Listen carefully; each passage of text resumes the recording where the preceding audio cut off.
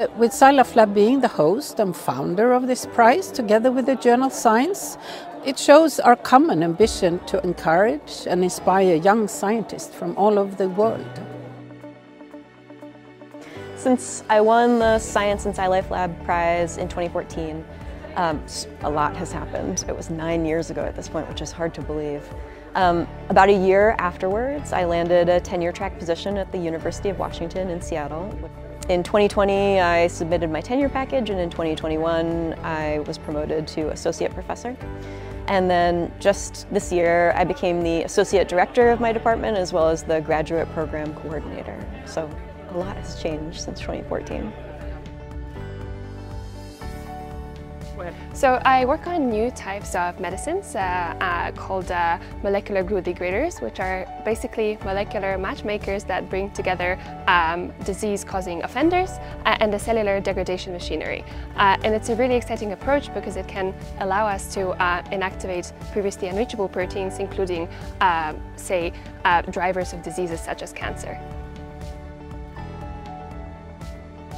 I mentor students who have just graduated and who are moving out into the world into a really uncertain job market, and lots of folks are looking to land jobs in the research that brought them into science to begin with. And what I always say to them is that it is an uncertain point in your life. I was so uncertain about what the future held for me when I won this prize in 2014. I had just become a postdoc and was looking at a job market where just a tiny proportion of people get to go on in the research that they love. It was a scary time, and I don't tell people that it's not. But what I do tell them is that if you persist, you can land in your dream position.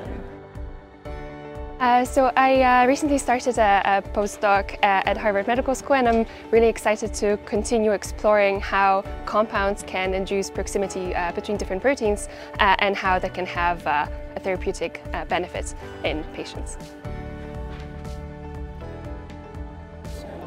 Although this year's winners have asked and answered different scientific questions, a common theme is that they have developed new tools and technologies that have made it possible to see, monitor and follow biological processes at a resolution in time and space that was not possible before.